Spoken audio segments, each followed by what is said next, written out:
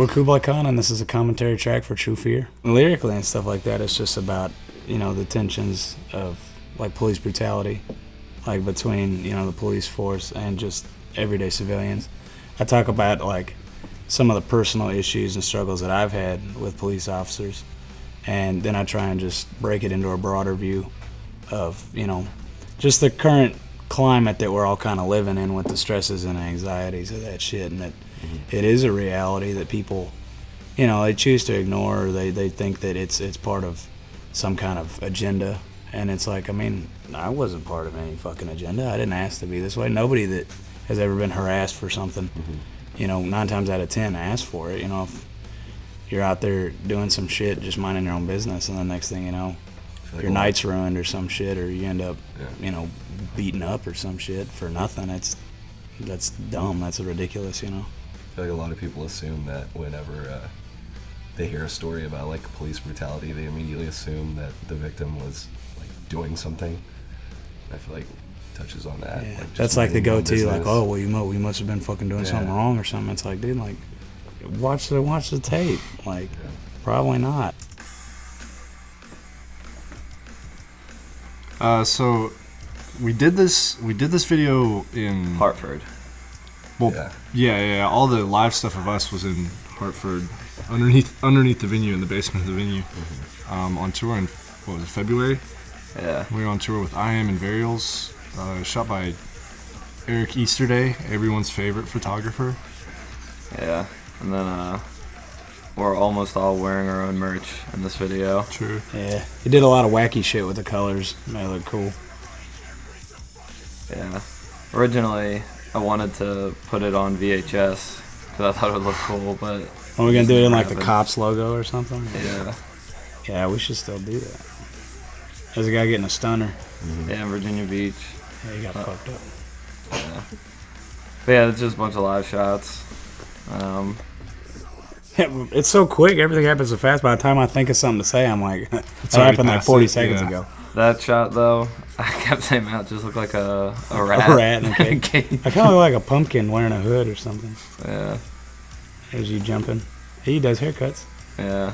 That's cool. I feel like we know so many of these people. On the shots of Nolan, the light in the background is just someone with 2 iPhones that was me. I had going like this. That's Eric Easterday's jacket. I didn't know what to do, so I was like, I'll just walk really slow, really low to the ground.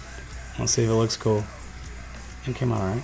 Yeah. There's not a ton of. There's essentially no sort of story in this video, but 90% of this shit was just on the spot. Yeah, we just sort of kind of cool. We wanted it to look just like an antique, 90s, it wasn't shot last year. Yeah. So that's all the faded colors and that. It's all washed out and that slow effect. Or it kind of looks ghosty. I don't know how to explain it. The 4:3 aspect ratio was very important to Easterday to get it, to have the video done like this. We tried to put as many slow-mo kicks in it as we could. Yeah. And then all that strobe light, this entire last shot is just strobe light. I like it's it. weird playing in strobe because you're just in a pitch black room, with the strobe going off, so you can only. It's just really disorienting. I haven't watched this probably since a few days after it came out. Yeah. So this is crazy to actually see it again. That's the last image you see before you die, right there.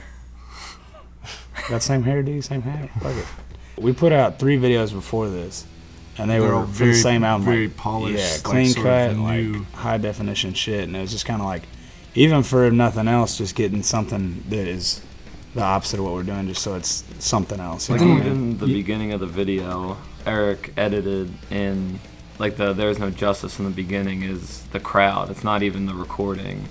So it's just cool, just how gritty we all grew up live on these old 90s bands, these metal bands, Headbangers Ball, Headbangers Ball and stuff, videos that looked like that because that was the quality at the time. So it's cool to be in this spot and be able to do that, sort of, I guess, by choice. I feel like it fits our sound a lot too. And Eric Easterday's the best at it, for sure. Well, it's like you were saying too, having the idea of even just printing these on VHS with a slipcover and selling them at merch. It's just like a VHS of the thing to music have, video, yeah. you know? Yeah. Like, I remember having like video, like DVDs and stuff of like music videos, and so it'd be cool to kind of do that kind of thing, but with VHS. half the kids probably couldn't even watch it. I could They watch just have it. it Yeah, not to put Everybody on has the it. wall I or couldn't something. watch it. It's cool to do kind of like some story stuff, but I feel like it has to be done the right way, or it can be like super cheesy. Yeah.